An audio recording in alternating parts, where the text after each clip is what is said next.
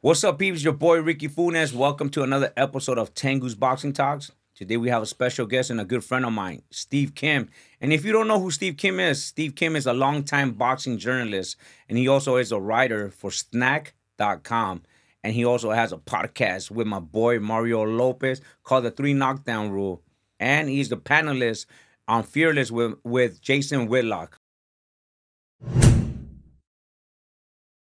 Steve?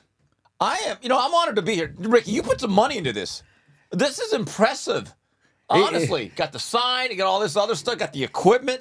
I'm impressed. I haven't finished, Steve. You know what? I started this about a year ago, and I kind of got discouraged, and I go, what am I gonna do, man? So I gotta fill it up with boxing memorabilia and all that. I had, someone sponsor me with this. It's good, you know what I mean? And I said, who am I gonna have? And it's so hard to. I go, I'm gonna get Steve because it's so hard to get you on any platform. I hear. Wow. So I said, I'm gonna ask Steve. I see Steve. I was gonna be my first guest. Hey, for all the years you guys have allowed me to use the gym, even during the lockdown, we'll keep that undercover. It's the least I could do. I love this gym. You know what I love about this gym? It's not a celebrity gym, contrary to what certain people are saying. Yeah, I love the fact that it's clean, but not too clean. It's got everything you need. Although the philosophical difference, Joe Goosen does not believe in airbags. Everything is hard sand, and he's going to toughen up your hands. He's gonna condition those shoulders and back. Well, you know that I learned all that from Joe. Yeah. So and then sometimes sometimes I see Joe. I go, Joe, you're getting weak on me, man. You're being soft with these fighters. Because before when we go to camp with Joe, he wouldn't put up with no fighter. And I go, nah, wait, Joe, you taught me something. He goes, Ricky, relax. You know. And also, this gym and Joe, there's no gym and trainer that puts his emphasis on the double end bag. And I love the double end bag. Because if you want to learn how to punch with your knuckles clean and have other drills, there are certain punches you can't do on the heavy bag. At all. You can't. Such as the uppercut. Correct. And also to come across the hook all the time. And it's funny, when I first got into this business in the late 90s, one of the first gyms I wanted to go to was this gym. Was it really? Oh, yeah. It was like the Mecca. Because for years, look, if you're a kid growing up in the 80s and your love of boxing developed through the 90s, you always saw Joe Goosen with the great hair, the fanciest sweatsuits. Those were clean.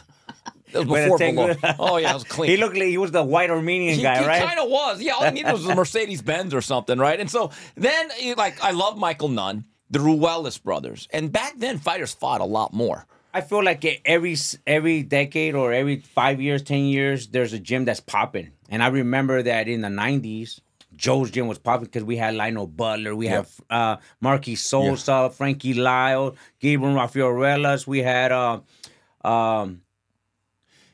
Asuma Nelson. I remember that. And it was popping, and was the gym to go to. And then Wild Card came in, boom, Wild Card was popping. Yeah. Robert Garcia was popping. Big Bear. With Abel. And then, the thing is about Joe, though, he's so welcoming that if you are sincere in your efforts to learn boxing, because he didn't know who the hell I was. I was just like some Asian guy, and he's like, okay, I don't see a lot of you guys. But he was nice. And he would actually, when I wrap my hands, there's something I do at the end from years of watching Joe Goosen wrap hands. And I'm not gonna lie to you. There's times I watch Joe wrap hands, I'm just mesmerized. Because he always does the one thing, the Vaseline. And then the toilet paper. And I've had to explain to people, folks, he doesn't actually wrap the hands. And finite. It's just really a wrapping for the abrasions, right? There you go. And all of a sudden, in 10 minutes, this thing is like a piece of art. And I'm like, wow, how'd you do that? But at the end, he always scrunches it up so you have your fist curled correctly, and it makes... And you're able to grab it with your fingers. Right. And I always make sure I do that, and I always think of Joe. No matter where I wrap my hands, no matter how I do it with just my regular gauze. But I've learned a lot, and that's one thing that I tell young writers or people that want to cover the sport. You actually have to go to the gyms. It's not just enough to go to the fights. You actually have to go to a gym and get this. Learn how to shut up. Because for as much as I talk, there are times that you just have to watch and observe, ask a question, and get out of the way. And Joe has been instrumental. He's one of the more influential trainers that I've been around. I remember one time he was training Riddick Bowe. That didn't really work out, but it was Riddick Bowe. And so he's kind of sparring, and there was this LA Daily News. I was kind of reading this article, but Bowe had begun, and he acted like one of my high school teachers. He looks like, hey, Steve, You take the newspaper, just like, watch this. Learn That's something. hilarious. So, I felt like I was back in Montebello High School. Wow. But that's how you have to actually make the rounds to the gym. Like I know, like Ellie Seckback, a lot of people get on his butt, right? Yeah. Whether you like him or not. You know one thing I like about Ellie? He's in the gym. He's in the gym. Yeah. Like I saw him on Saturday. Oh, did you? Oh, yeah. He was here? Yeah. We really? hung out. I was hitting the heavy bag, and he was waiting for somebody that never came. We talked about the business for about 45 minutes. But I respect the guys that not only go to the fights, because that's the fun part. Or that they just call you and say, hey, can you just call me and let me know when someone so-and-so is there? Yeah. You know, talking about that, at least he's there day and night. Right. It's an investment that he makes. And I don't go as much as I did because I have to do other things now. Yeah. But it is an important part that if you really want to learn boxing and learn about the fighters themselves, that you're only getting a two-dimensional look at the guys if you're only going to the fights or the press conferences. You have to get them in a natural setting beyond the media days, beyond the press conferences. Correct. But it is an investment in time. Because, you know, what's funny you say that, because talking about Joe, because Joe will get angry and mad. Yeah. Because when we're in the locker rooms in the early 90s in the fights, and we had a commissioner come, hey, no, you can't do that. He goes, the fuck you telling me how to fucking wrap my hand? I go, have you been to a boxing gym? He goes, what do you do for a living? He goes, I'm a police officer. I'm a fireman. I'm a paramedic. Have you been to a boxing gym? No. How the fuck you gonna tell me how to fucking do my job? Right. He goes, well, this is the way. No, you have to be in the fucking gym and learn how to do this shit or what fighters go through. Right. So, you know, and it's funny that you say that, because I see you in the gym all the time. I see you at Wildcard. Yeah. I see you at my gym, and you put in the work, so you know what fighters go through. Another thing that I would do, and I don't think you even have to spar, because getting hit's different. Actually work out. Learn how it is to put on a pair of hand wraps correctly, put on a pair of gloves, and hit a heavy bag. Jump rope. Right. Do the workout, and you'll get an idea of how difficult this is. Yeah. To work the mitts. My mitt guy was Mac Foley. God rest his soul. Yeah. He was my favorite guy. I love Mac. As the stuff we used to talk about in between me huffing and puffing at Wildcard. And he was an historian. He knew his boxing. Oh man, he was an old school guy, and I loved him.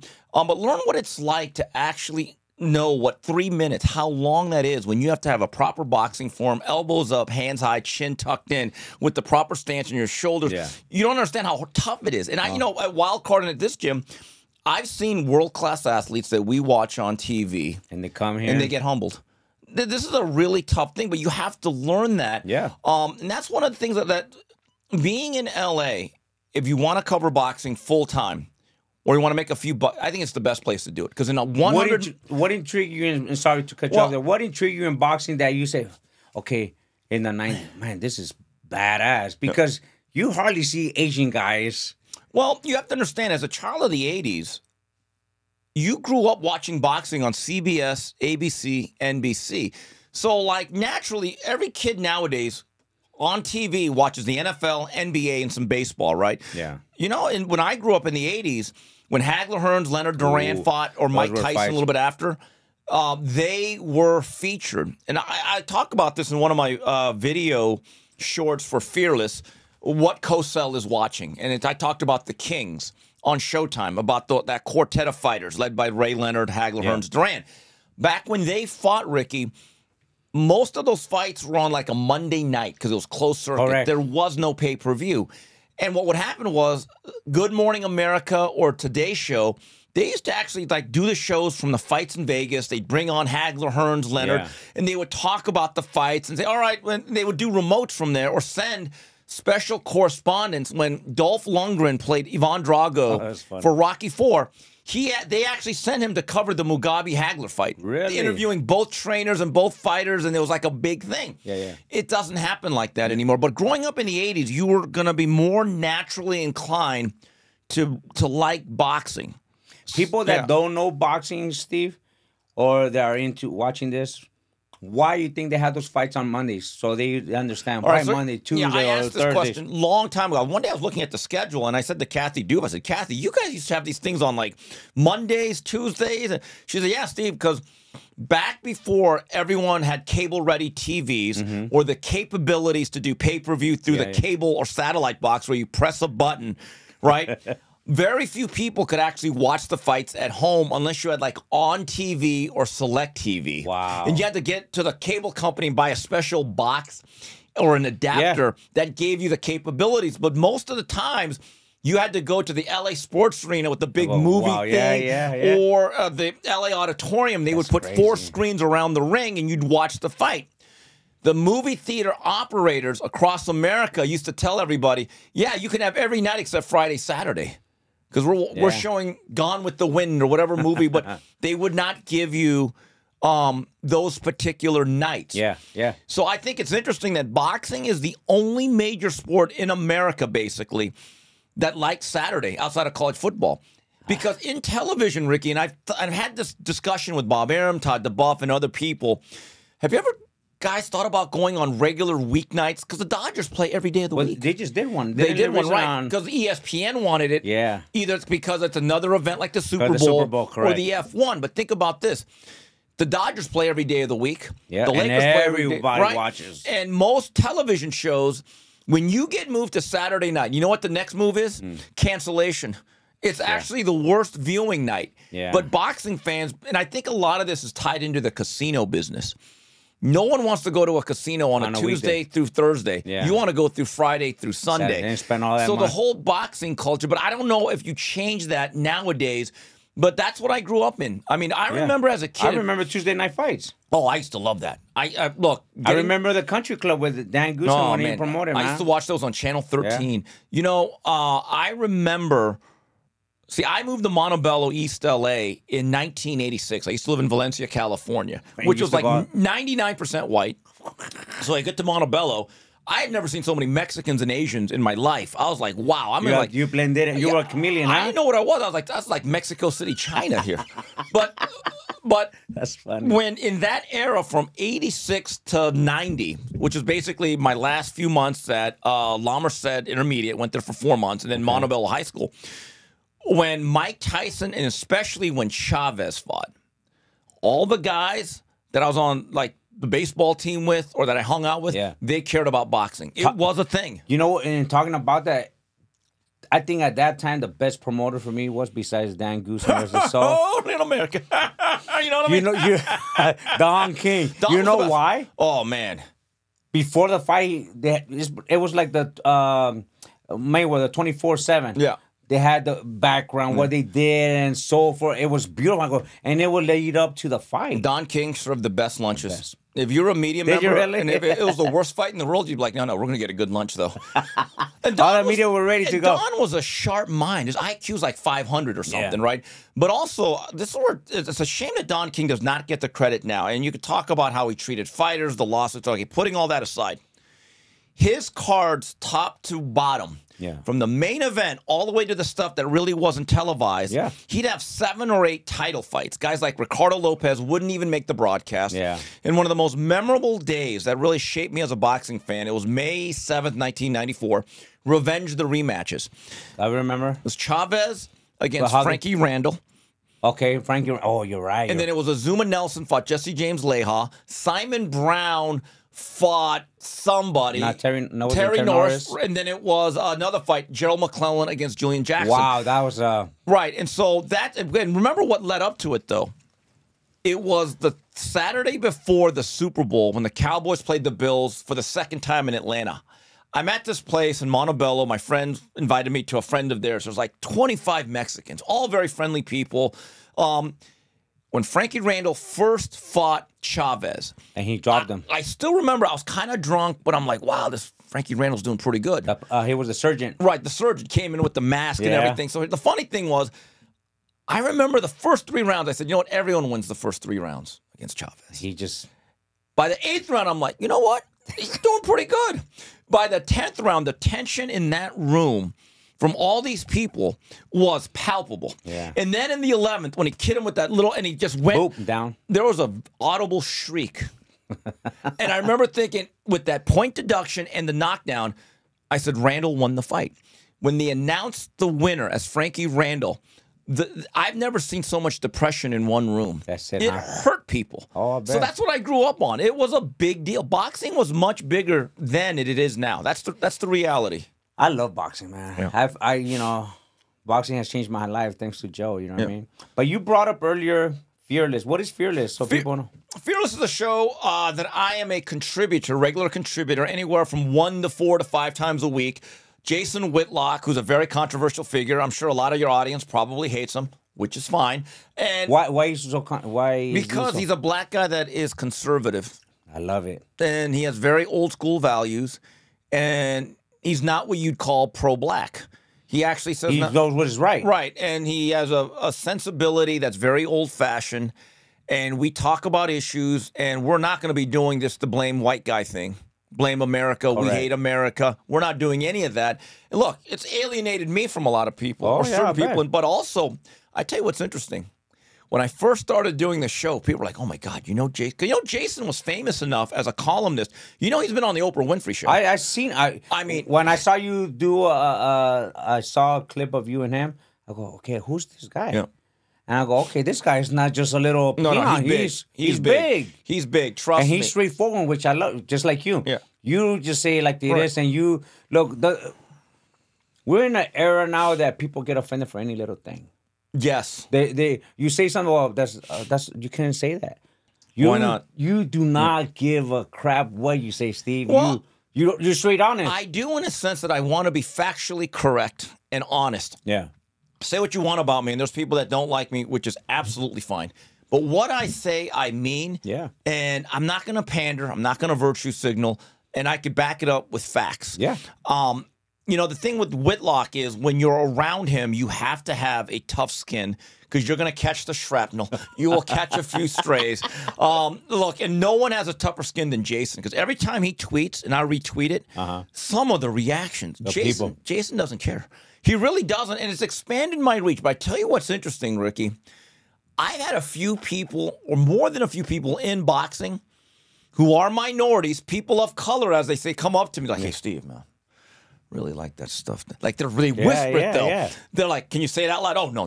But I'm like, you know what? I appreciate the support. So it's expanded. Like I don't cover boxing solely as I once did. And to be frank, and I think I've told you and Joe this, I worry about the overall future of the sport. It kind of bores me because I've been. I told this to Doug Fisher 2 years ago. We go to Phil Trainees out in Long Beach once a month.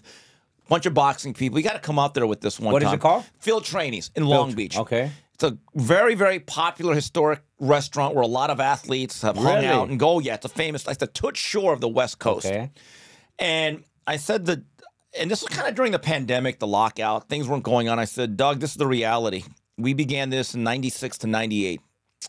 We've already seen the best boxing we've already going to see. It's not going to get better. Because what do you mean? He goes, look, we got to see a prime Floyd, Pacquiao, Bernard Hopkins, Oscar De La Hoya. Ooh, I think Oscar was the best. The Klitschko's. We got to see Winky Wright. We got to see a young Floyd Mayweather. I got to see Corrales Castillo, the greatest fight I've ever been at. I got to see Barrera Morales. We don't even get rivalries anymore. No. They talk with respect. You know, now it's just talking trash behind this fighter. They're great on social media. Yeah. And the thing is, the fighters do not fight as much. And I know me and Joe and you agree about this. As you guys train, you're better off fighting more and training less. Correct. And it helps you in so many ways. Number one, in a niche sport, which boxing is, if you're going to only fight every 8 months, by the time you fight again, no one's going to remember what you did 8 months ago. Correct. Number two, and you know this, when fighters take off these long time in between camp, what do you do in the first month? You're cutting weight. It's a fat camp. It's a fat camp. And then they don't get sharpened in the skills. You're better off fighting. And Joe has told me this a million times. He said, Steve, when I had the Ruelas brothers, look how often they fought in the late 80s. And it is amazing how active they were. Even Michael Nunn. What I see fighters now, and I've talked about this with every old school trainer. Rudy Hernandez, great friend. By the way, they're actually friends, him and Rudy. No matter what goes on Facebook, they're actually friends. Oh, we're really friends. We talk a lot of smack, but I love Steve. Buddy McGirt went through this. All these guys will tell you, Steve, it's much easier fighting. Freddie Roach told me a story. He said, Steve, 1980, I fought 11 times at the Silver Slipper, the only successful club show in Vegas. I fought 11 times in 1980. And you know what he said? Easiest year I had in boxing. Yeah, because you just go in there, warm up in the gym, and then boom, you fight night. Boom, go back on it, fight night. And you don't. And I see these camps where guys are in heavy plastics for 6 weeks. microwaving their bodies, what they're doing to their insides. Yeah. And then they have to spar 180 rounds. I'm thinking to myself, you're better off fighting in between and not going through all this. When you said that right now about sparring, it's funny that you said, because I would watch Floyd. Floyd would call me, Ricky, can you open up the gym? And he just wraps up. He doesn't jump rope, none of warm up. He's just getting there right away. He spars 6 rounds. 6 minutes, 1 round. And what I noticed and I learned, and I'm trying to observe him in the years that he used to come to my gym, and I said, why is he always sparring small guys, right? And maybe I want to ask you this before I tell you my answer. Why do you think he would spar small guys? Well, because number one, I think it's the pounding. I think a lot of fighters wear themselves out. They want to make this a macho thing. 100%. Right. And you know what? He'll put a whooping on these guys. Not that he's going to abuse them, but I see that to this day, he's fresh. He's not like a word down fighter. His number one skill, and it is a skill, is discipline. Bernard Hopkins is the best lifestyle fighter I've ever seen. I actually had lunch one time with Bernard Hopkins. He didn't even have he was like 49 years old. Nothing was on the table. And we're at a Canelo fight, so he's with Golden Boy. Yeah. We saw each other because, Steve, let's have breakfast. So it's me, him, and his assistant at that point, Malik. Great guy. And I'll never forget, he doesn't have a fight on the table, but he had not been retired yet. So the Joe Smith fight was long down the road. So we're at the Mandalay Bay. We're at the cafe, and he orders a chicken sandwich real quick. And he didn't know it was breaded. It was fried. So he gets the sandwich. He goes, jeez. Hated that. You know what he did? He got his knife and his fork, and he just starts like, it's almost take like it out all the crust. Like, he's like spackling this thing off. He's meticulous about it. And he had one French fry. Wow. And that was his cheat. Yeah, and I've always said, if you want to see Bernard Hopkins as a fight fan on fight week, go to the fitness center about 8 o'clock in the morning. There working out. Because the whole week he will be there. Yeah, because I know for a fact he's going to be there. Yeah. Discipline is a skill, but here's the problem. And you see this a lot dealing with younger men. When you tell a fighter after a fight, hey, you're not going to have anything for at least 4 months, how many kids today are going to say, no, but Ricky, I'll see you in 2 weeks? You don't see that? No. So I don't know if the kids are the perpetrators or the victims of the particular boxing culture. It's just discipline. You know what I knew Bernard was going to be special? Is when I first got on the beat. It was in 1998. He had this really tough fight with Antoine Eccles. God rest his soul. It was a great fight. He used to train in my gym. Right. Antoine was a crazy guy, lovable, but he had like 10 kids. Great guy, though. And he was a tough fight. Yeah. It was on Fox Sports on a Sunday night. I remember when Dan Goosen had the deal, right? So I had somehow met Bernard at a fight in Vegas against Robert Allen when he sprained his ankle. And he said, all right, I'll give you my number. Keep in touch if you ever need me. We had just begun our relationship. With Bernard. Bernard, okay. So I called Bernard Hopkins on the Tuesday after that Sunday fight. This is literally 48 hours. And his wife at the time was Jeanette. She goes, oh, hey, yeah, Mr. Kim, Bernard's already back. Bernard's at the gym. You may want to call back later. I said, wait, what's he doing at the gym? Oh, well, he's working out. He just said he had to get ready for the next one. I said, this guy's going to be special. I said, this guy's going to be tough. Today's fighter, I don't think has the pressure to even have that level of discipline. So here's what happens. They abuse that privilege. It's the truth. With that mentality, I'm training a young fighter from England. Oh, you're doing a hell of a job. Hamza. Yeah. Hamza Shiraz. I'm training this young kid, 24 years old. He's 6'4", 160 pounds. When I barely got him, he came in really heavy. He was fighting at 154. So I didn't think he wanted to struggle 154 no more because he's a big kid. And we started training. And I go, hey, he says, I think I'm going to go up to 160. Okay, fine. That's cool. But Hamza, when you finish a fight, don't let yourself go. Right. You came in 205 pounds. Yeah. I go, please don't do that again. From now on, he comes at 175. Right. 180. But 175 is the max that he's... That's the threshold. Because we're here 7-8 weeks. We're training, and I'm focusing. The first 2-3 weeks, we're losing weight. Because what you said earlier, a lot of fighters will spend the whole time in losing weight. And I go, we can't be doing this. Let's just spend 1 week, 2 weeks dropping weight. But we do it the smart way. We do it. I turn on the heat. Yeah. All the time. I turn on the heat, and we get to training, and we absorb what I tell Hamza. Hamza, this is your life. Right. Boxing is a short time career, and if you want to be in this sport a long time, right, you have to be disciplined. And what you brought up with Bernard, man, to this day I see him cut. Oh, he is. He'll have a good-looking corpse. Man, I'm just telling you. And the thing is with the Hamza is, I would tell him, Hamza, you're really lucky you don't fight in the era where they had to weigh in the morning of the fight.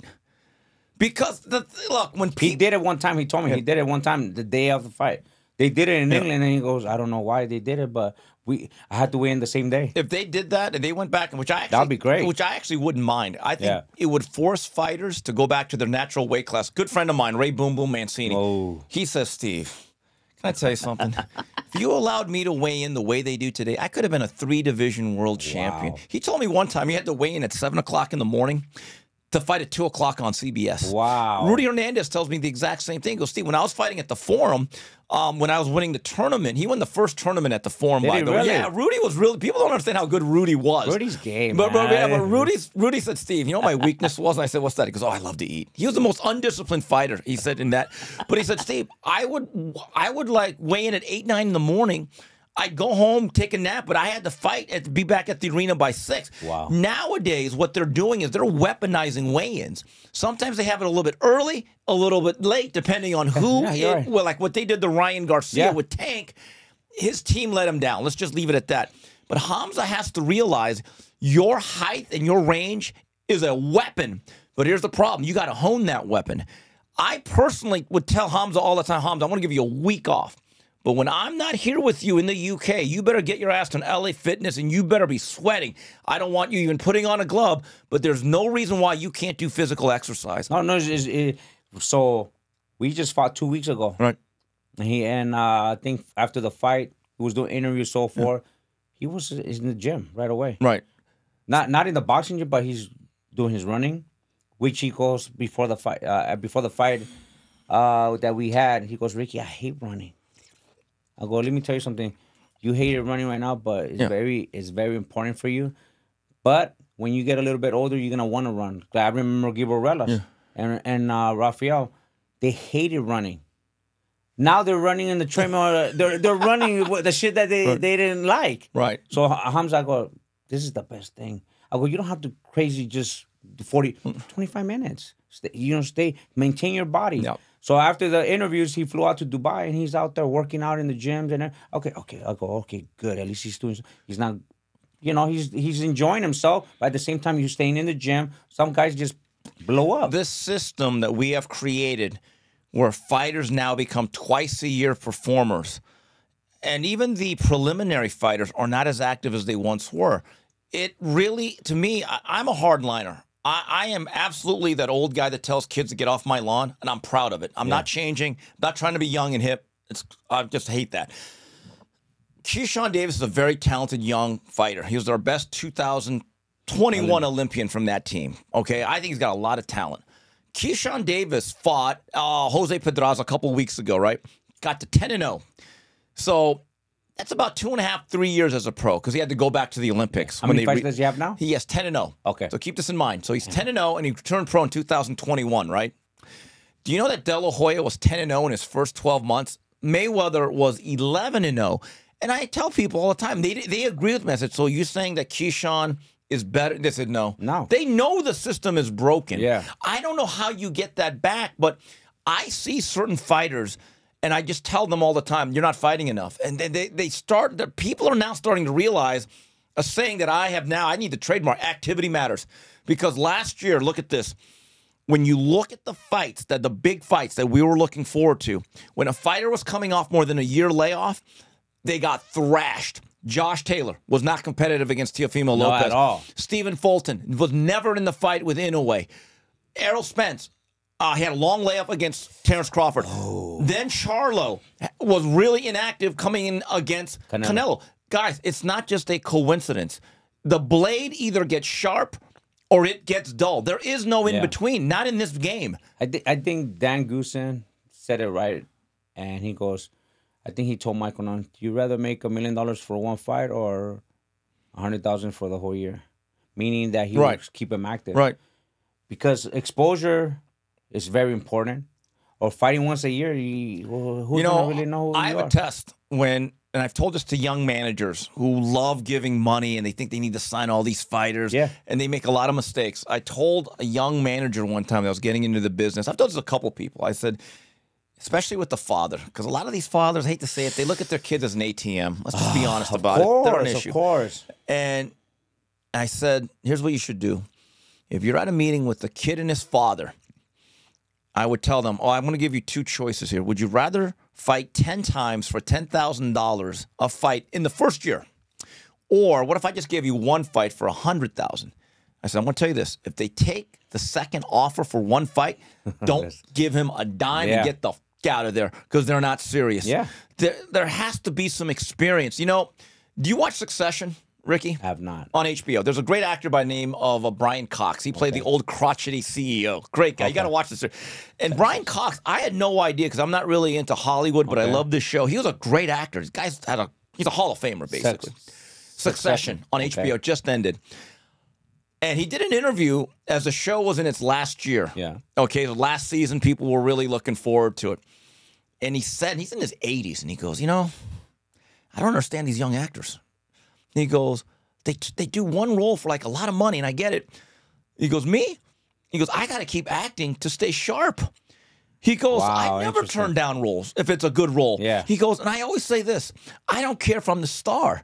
I always say, I don't care if it's a big role or a small role. I always look at it, no, sometimes I just have more lines than some other roles. Yeah. But I want to do it, and I find the same thing in writing, Ricky. One of the reasons why I'm writing for Snack.com is, number one, I love Victor Conte. He offered me a great gig, but... What does Snack stand for? Snack, Scientific Nutritional Athletic Company. Okay. It's his line of supplements and treatment of fighters. And I find that if I don't write a little bit consistently, I get dull too. Honestly. Well, look. Like what you're doing here, Ricky. It's my first time, and I feel like, okay, how... Right. I'm sure as I do it often, I'm going to get sharper. Right, that's the best thing you can do. Like, Rick, if I were you, I would start to do this regularly because in 5 podcasts, you're going to bang. Yeah. Then 10, you'll be better. There's nothing in life that you do less that you get better at. I don't understand. That's what frustrates me about the game of boxing because I see what happens. Yeah. Ricky, the best way to become comfortable in front of the camera is to get in front of the camera. Seriously. Yeah. Like, because, sometimes they interview me and I kind of mumble or a stutter. Right now, speaking with you, I feel comfortable. Right. And you'll get more comfortable in a month if you keep doing it. That's the whole thing. Yeah. Remember the knife. It only gets sharpened or dulled. There's no in between. Like, I'll tell you a story of how different it was. The mindset of the fighters. Buddy McGirt was telling me he was at Brick House. Buddy tells the best story. Buddy once took a fight on 6 days' notice. Like Jerry Whiteboy, remember Whiteboy? Well, Whiteboy would take any fight on any notice, okay? He'd come under different names, didn't matter what weight. Well, Whiteboy was crazy. I love Jerry. He's been kicked out of every gym, but he comes back to the gym a year later. He has great rehabilitation skills. So he was telling me, he said, Steve, I'll never forget, baby. He goes, I had a fight. He had gone to the movies on a Sunday. And he was already into his career. And they offered him a fight, I think, the next Saturday against Gary Jacobs, a guy from the UK. Most famous for fighting and getting knocked out by Pernell Whitaker in the mid-'90s on HBO. So he's a solid guy. Yeah. So Al Certo, the tailor to the mob. To the mob. Yeah. He actually did the suits for like Gotti. Did you really? Really? Yeah. Al Certo's a great boxing guy. Oh, wow. So he calls him and goes, hey, buddy, the Garden, they offered you this fight, blah, blah, blah. What's the money? And they go like $125,000. And he goes, well, I've been running, but hey, baby. And he goes, well, what do you think? And Al was kind of like, I don't know. He goes, Al, baby, I think I want to do this fight. And he goes, oh, I don't know. It's a risk. And he goes, Al, we got 2 choices. He goes, what's that, buddy? He goes, we can make $125,000 in 6 days or $50,000 in about 6 weeks. He goes, Al goes, see you at the gym Monday. and $125,000 was a lot of money back then. Yeah. But he knew that I'm already sharp. See, this is how different the game is. When Buddy McGirt won his first world title, I think it was his 38th fight against... He was a bad boy. Against, I don't know, Harold Warren. It was on NBC, I think.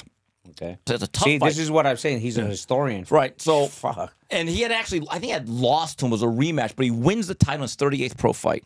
A fight or two later, and this is how tough it was, his mandatory was a very talented young fresh man by the name of Meldrick Taylor, who pre-Chavez was special. He had no choice but to take it. So they fight on ABC. I remember watching it as a kid, and I love the 84 Olympians. They were always on TV. They were badass. And he got swarmed. He just could not handle the hand speed. So 40 fights in, 7 years in, he loses his title. That next year, to Meldrick Taylor. Okay. So the next year, he fought 8 times. He's sharp. It drives me nuts. And me and Buddy laugh about this. But you don't find that no more, Steve, that you fight. Where are the opportunities? Yeah, where are the club shows? Gabriel Rafael Ruelas, if you look at Gabriel's record as well, he fought twice or 3 times a month. And I saw his record. Wait, that kind of looks like... Did you know when Hearns lost to Ray Leonard in the 14th round of one of the greatest fights ever, 1981, September 16th, 1981 was the date. September 6th? 16th, 1981. 16th. Wow. So that's a 14-round fight in the Vegas heat. So it's probably like 105 degrees. It cooled down by 8 o'clock, right? Yeah. Do you know Hearns actually fought 2-3 months later in the Bahamas on the Muhammad Ali undercard? And I asked Emmanuel Stewart about it. He said, we had to get him back out there. Yeah. I said, Tommy, let's get it. I don't give a fuck. Y'all got to get out there, motherfuckers. But that was the mindset now. And this kills me. So a guy will fight in like February, right? Yeah. Decent fight. So then he'll fight in August, or maybe July at the earliest, right? Yeah. And if the fight goes more than 6-7 rounds and he gets hit more than 3 times, the announcer, all right, good solid win. What's next? And the guy says, I need a long rest. Long rest? The hell did you just have? You get more vacation than a school teacher. But that's the mindset. Like Muhammad Ali. Now, we can talk about how damaging it was and maybe, again, different time and place. Yeah. And I know the way he ended up. Did you know the year after the Thrilla in Manila, the most gruesome, vicious, violent, physically taxing heavyweight fight of all time? You know, the next year, Ali had 4 title defenses. Wow. You can't even get most 10-rounders to get 4 fights nowadays. Why do you think that is? The money? Well, the money is a part of it, but also what happens is, and you know this because you've dealt with different companies, every company basically has a network or a platform, right? And they have a budget. So then they have a roster. So every single fighter, based on what their minimums are basically slotted for certain dates. Yeah. That's the unfortunate part. It is sad. It is sad because you want to stay active. I would say if I have a world champion, you know what? Okay, you're not the main star. Let's get you on the card. Right. You know what I would do? And I've talked to young managers about this, but again, it's hard to tell people that are paying you money to do something different that I would try to create the option of, okay, how about this? If you don't have enough slots for us to get extra fights outside the contract, can we find other shows and we'll let you do the matchmaking? Yeah. And then we'll fight for a little bit below our minimum. You know, one thing I liked about the old days?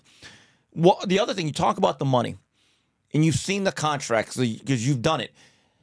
Sometimes when your fighter has a minimum of $250,000 per fight,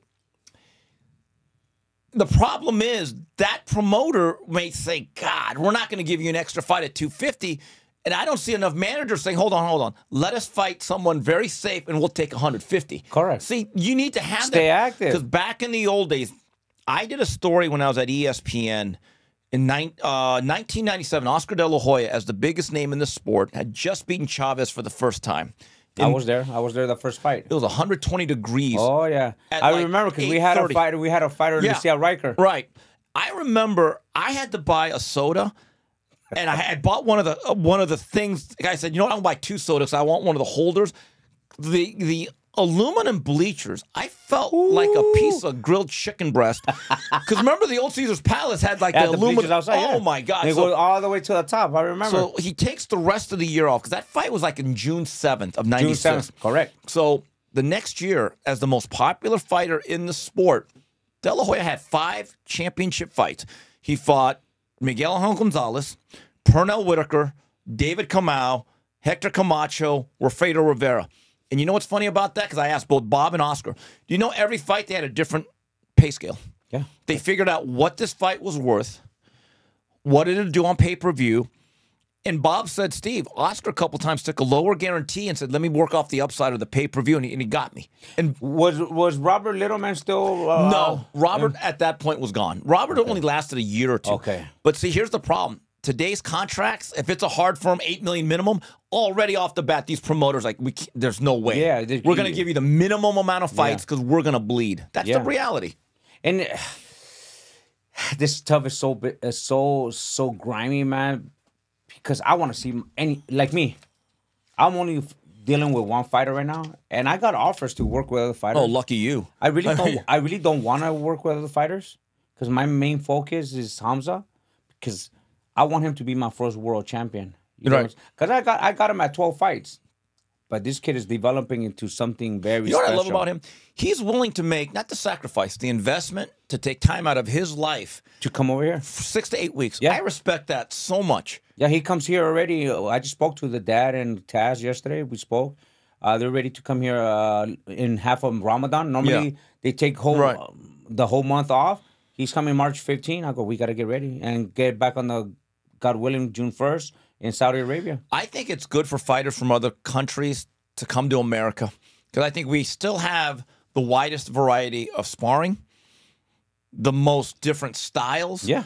And there is a different style to each country. Yeah. Junto Nakatani, I've seen him grow right in front of my eyes, Rudy's fighter. I remember him 7-8 years ago. Junto. He just became world champion. 3-time world champion. Wow. But I've seen him become a better fighter working with all these tough Mexicans. Yeah. And look, in a way, last year spent time at Wildcard, invited a bunch of American different styles, and they said, I want to learn something. Did he learn something? Yes, he did. Doug Fisher will tell you some great stuff about one. I would love to get Doug Fisher on here, man. Because Doug had the special gold pass. Okay. They didn't allow a lot of people in there. Yeah. Doug wrote a whole story on it. Really? And they fought guys like Azat, Hovanesian. What? Oh, yeah. They fought like Blue Nose Lopez. Yeah.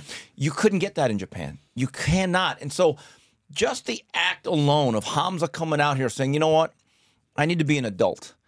And that says a lot, because one thing about Hamza, when I talk to him, he's a bright guy. You can tell he gets it. But I just think the American fighters today, they're a little bit spoiled.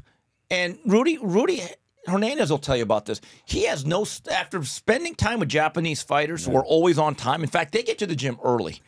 That's the God's honest truth. I've never beaten Junto to the gym. What? Really? Junto, if he has scheduled and then you got comfortable. Well, here's the thing.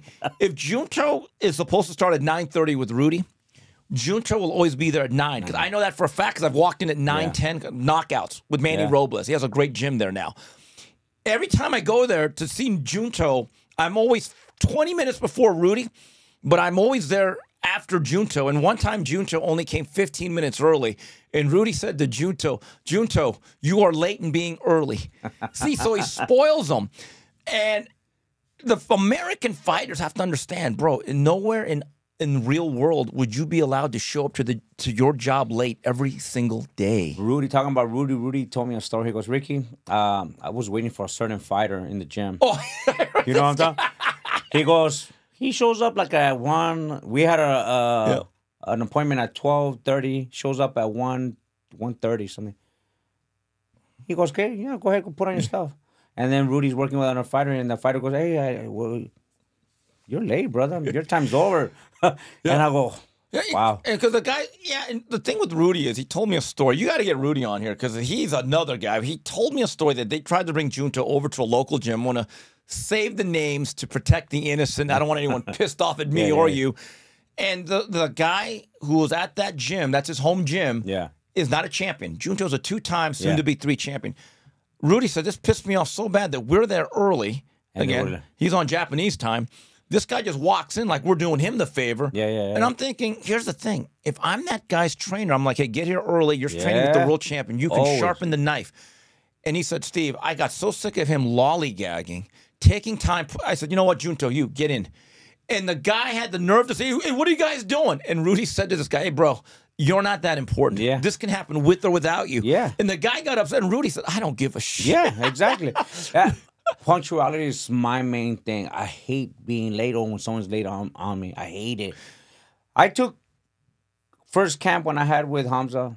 I had to break him in and take him to different gyms. I took him a wild card. But one time I took him to Robert Garcia's. We drove an hour away to Egypt, you know what I mean, where Robert he's hitting somewhere in Riverside.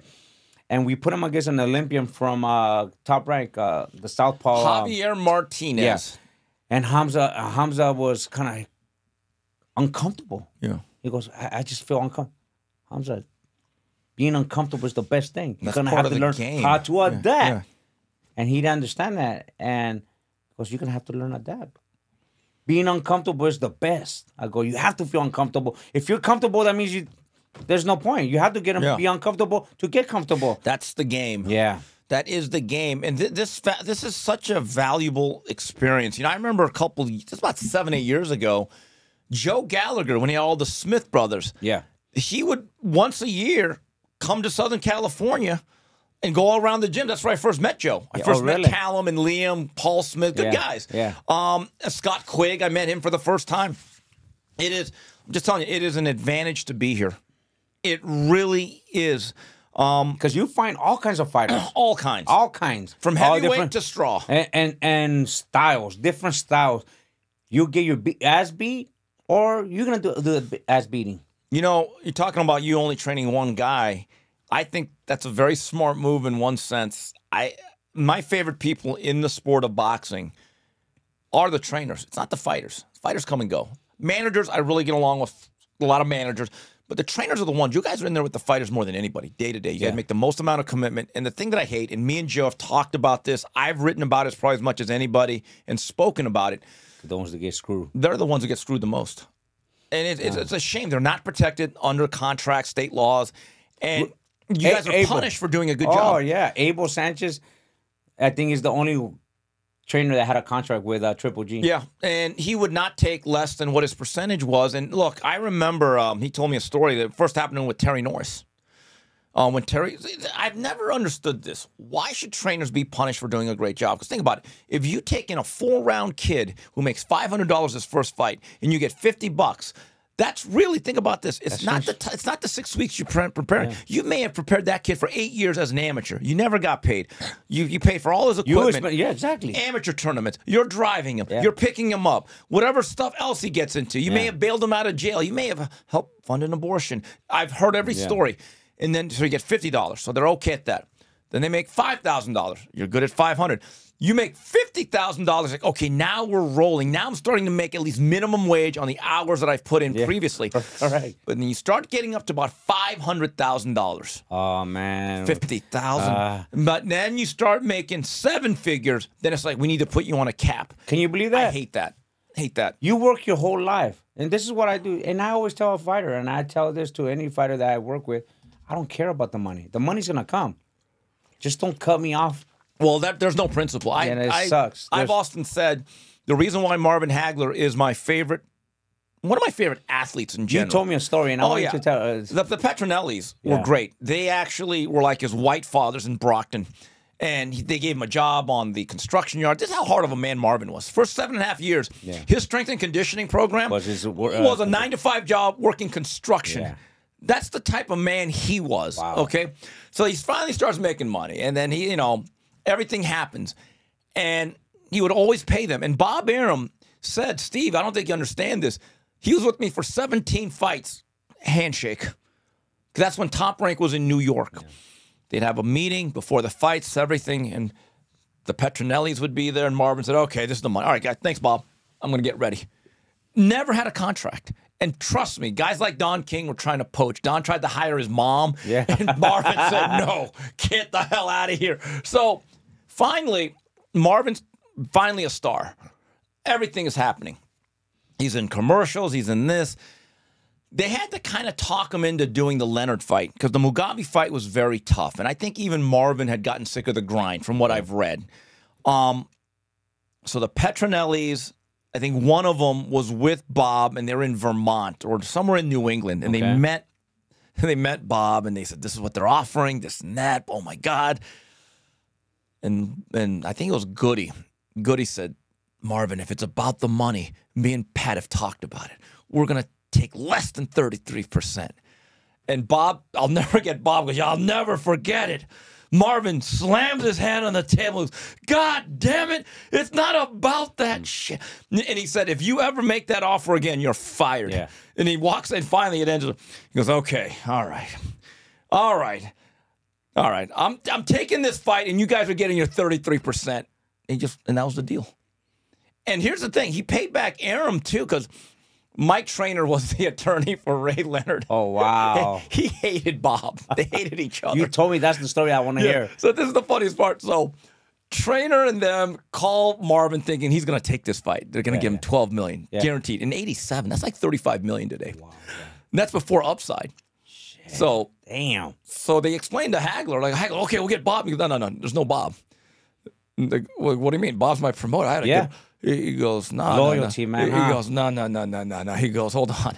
He goes, I've had a good run with Bob. I can't do this. Correct. And Traynor goes, wait a minute. Are you really telling me you're gonna? Yeah. And he goes, without Bob, you better make a deal with Bob. So I get the chills because that's a good. Good, so Traynor calls Bob. He goes, okay, you asshole. You need to put up $25 million in credit. And Bob goes, okay. And so here's the funniest thing. So Bob tells Marvin, Marvin, you got 12. Ray's getting 11. That was the way they really helped grease the skids. Because Ray said, hey, give me the ring size. Give me the glove size. So the story is that Bob told Marvin, this could be a big one. With closed circuit and whatever pay-per-view, this could be a big one. Yeah. He goes, I don't know, man. He goes, what do you think? He goes, okay, we'll take the lower guarantee. Let's work. He made $19 million. That's the story you told me. And Ray Leonard said, no, just give me my 11. Yeah. So here's the funny, and I love Ray. And he took less? Yeah. Ray actually, every time he comes up to Bob, he goes, Bob, I should have listened to you. Yeah. Like, he laughs about it because I've seen Ray's house. I've been there one time. All right. He doesn't miss the money. Pacific Palisades. He's a very smart. Oh, my God. Ray's the best. Ray, you know what's funny about Ray, which I really love about him, is that he's aged well. He'll tell you back in the 80s he was an asshole. If you read his book, he'll tell you. He said 50 times in his book, I was a terrible human being. He goes, I really was. The way he treated his wife, the way he treated.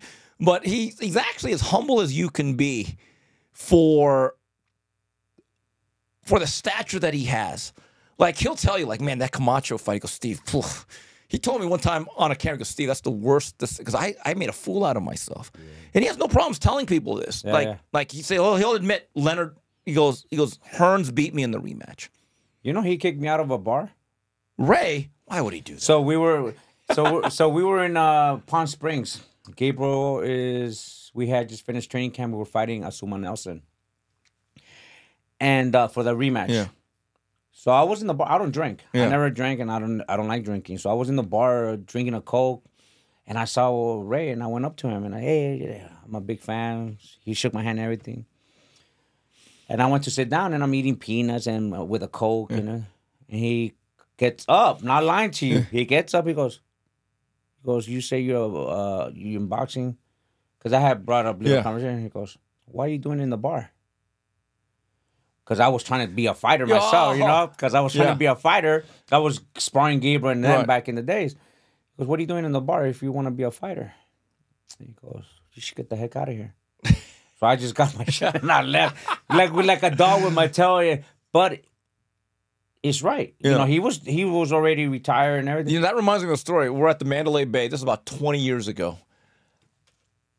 Rudy had a fighter, Rudy Hernandez, and we see Jamil McCline, who was still fighting. Wow, yeah. Jamil McCline was a mountain of a man. Very nice guy. I had a pretty good relationship with him. So Dan promoted him. Right. So we're near the elevators in that one coffee shop that had the bar on the other side. So as Rudy and I were talking throughout the night, Doug was around, a couple other people, Jamil McCline. I struck up a conversation with him. Yeah. And Jamil was a very personable guy. And he had a beer in his hand. Yeah, yeah. So we're all kind of talking, and Rudy just goes, hey, you're a fighter, right? And Jamil goes, yeah, man. What are you doing with that? And Jamil's like, well, bro. He goes, let me just tell you something. That should not be in your... And Jamil said, you know what, you're right, but come on. But Rudy did not give a shit. Rudy is straight out. You know, I love Rudy. I love people that are straight out in this business, Steve, because you don't find it no more. No integrity, no... And like I said earlier, people get offended by you just... They don't want to hear pointing out the obvious. You know what? It's interesting. You're right about that. And I am not the most popular guy with the fighters, especially the current crop. The truth. because I tell the truth. Like it's just they don't want to hear it. They want to hear. They want a publicist. Yeah. If you look, a lot of these kids today, and I think it is a generational thing, which I'm fine with. I have enough friends. Yeah.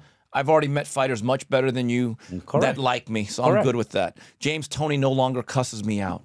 James Toney I worked for him for almost 2 years. He is the craziest, funniest guy. And honest. And I love James. James is great. I don't care. Yeah, and that's another guy I was lucky to see.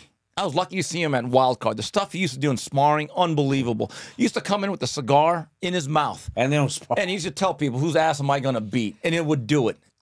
Did you ever see him work out at Billy Blank's? No, that was before my time. It was a little bit before I was on the beat. Okay, so I was with him in Billy Blank's, and I was trying to be a fighter at the time. You know, I had a couple of professional fights. I had 1 win, 3 losses. I tried it. It wasn't for me. Yeah. So I went in to spar with him. He goes, "Get your stuff on." And I'm not lying to you. The ring that they had there, it was from right there to your corner to here. Sparring James Toney. He whooped my ass. So what year is that? This is 2000. No, just in your time. Oh, really? Because that's when he's like a cruiserweight, right? Yeah, this is before. No, he was a heavyweight already. Okay. He had fought. He had just finished fighting the biggest fighter of his career. At that, no, he had bigger fights, but he had fought Holyfield, Giraffe. Oh, that was a cruiserweight. The cruiserweight. 2003 Fight of the Year. Correct. That was a bad. That, by the way, I still say that's Dan Goosen's best job of rebuilding a fight. Yes. People left him for dead. Because his career was over before that, you know? And he revived, and he got him the Holyfield. I started working with him after the Holyfield fight. Yeah. You know, but the thing is, there was a generation of fighting. Now, look, I was a pretty harsh critic of Oscar at times, but he'd still talk to you. Oscar was my favorite fighter. Yeah. Really? I didn't know that. Oscar was my favorite fighter. And I'll tell you why. Because he was so slick. He was consistent in fighting. Yeah. And he's a converted southpaw, just like my fighter is. That's why I think my fighter... And I tell Hamza, look at Oscar. I send him videos of Oscar all the time. I've been with Oscar at Mario's house, but I don't act like a groupie, you know? Because I was... But he's a nice guy, though. Oh, very cool guy. I've seen Oscar...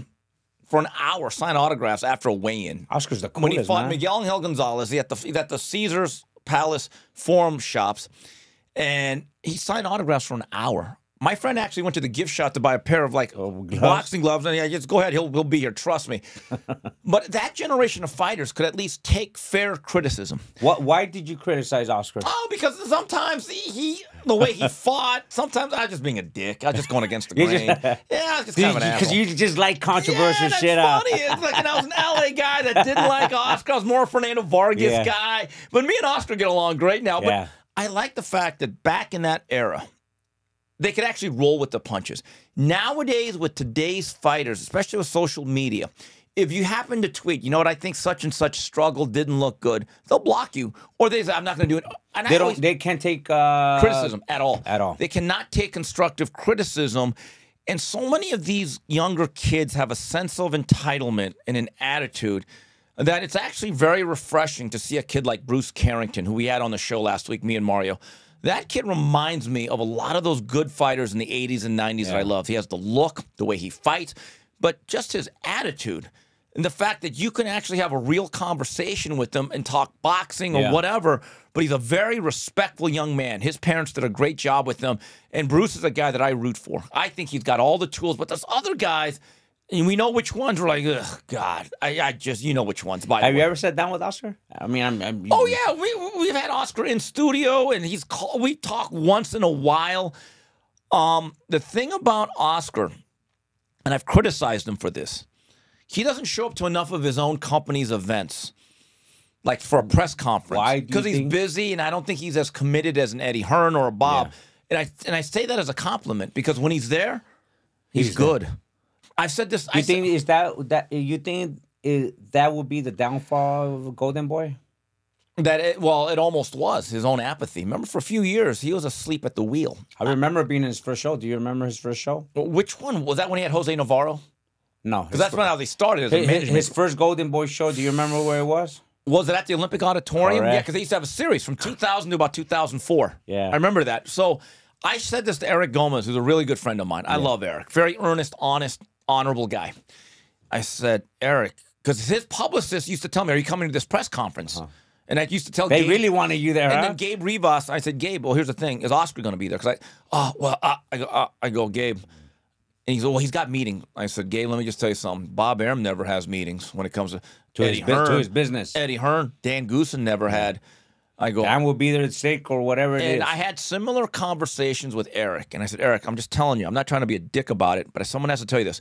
Oscar needs to be there as the face and the logo of the company. And I must just show you something.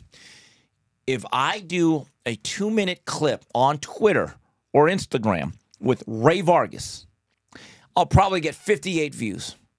But I did one with Oscar when he actually showed up. That thing had like 38,000 views in 2 days. I sent it with the little circle. Yeah.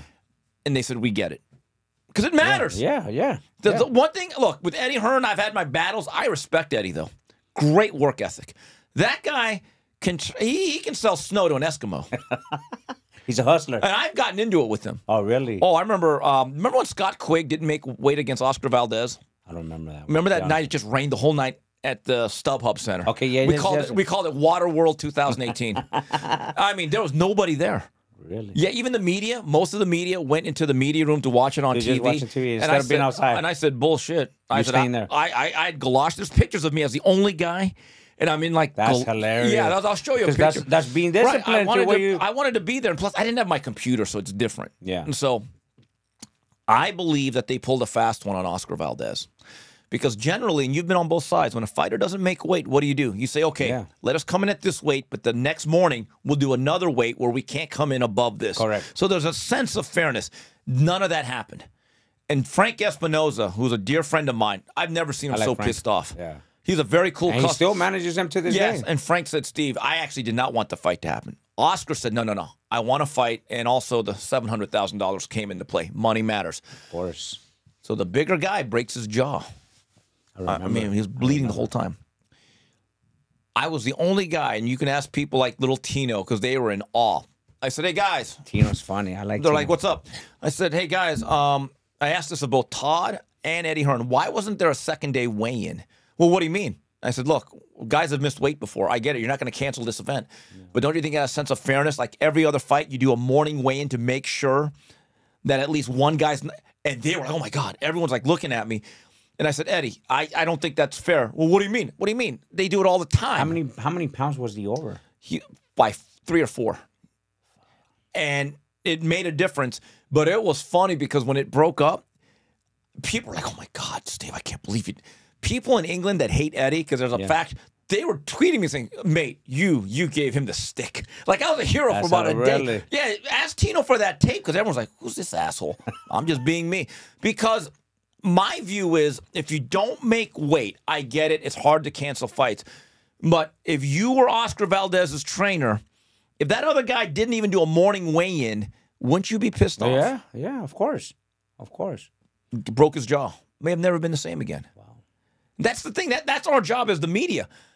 Yeah. You know, my view is as the media, if no one is ever pissed off at you or if everyone likes you, you're not doing your job. This is what I'm trying to say. Even guys in the media, like yourself, a lot of guys do not spend time in the gym. A lot of media people don't spend time in the gym at all. They don't have time or they don't have the interest.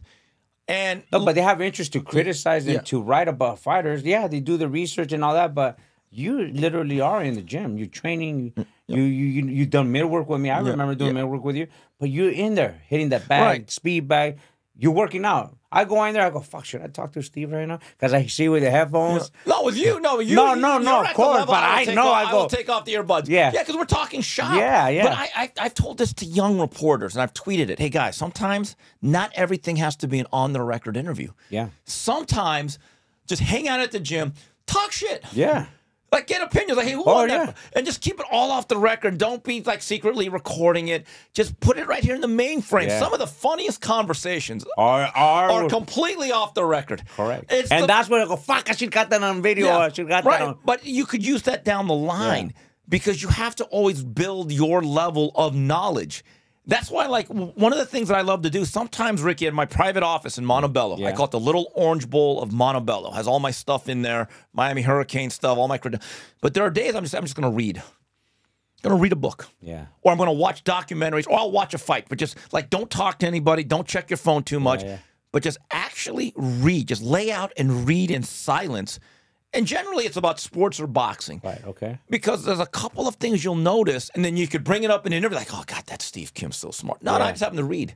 It's really, there's no because secret. you could go here, Steve. You could talk a lot about stuff from the 80s that I don't even know. Right. Sometimes you talk about fight, I go, fuck, what are you talking about? You know what's funny? That the Hagler Hearns, Leonard Duran, you got to watch this. This called The Kings. It was on Showtime. Came out 3 years ago. It's about that whole rivalry. Okay. And even though I had seen it, I decided to rewatch it last week because there was no fights on that Saturday. So I said, I'm going to watch.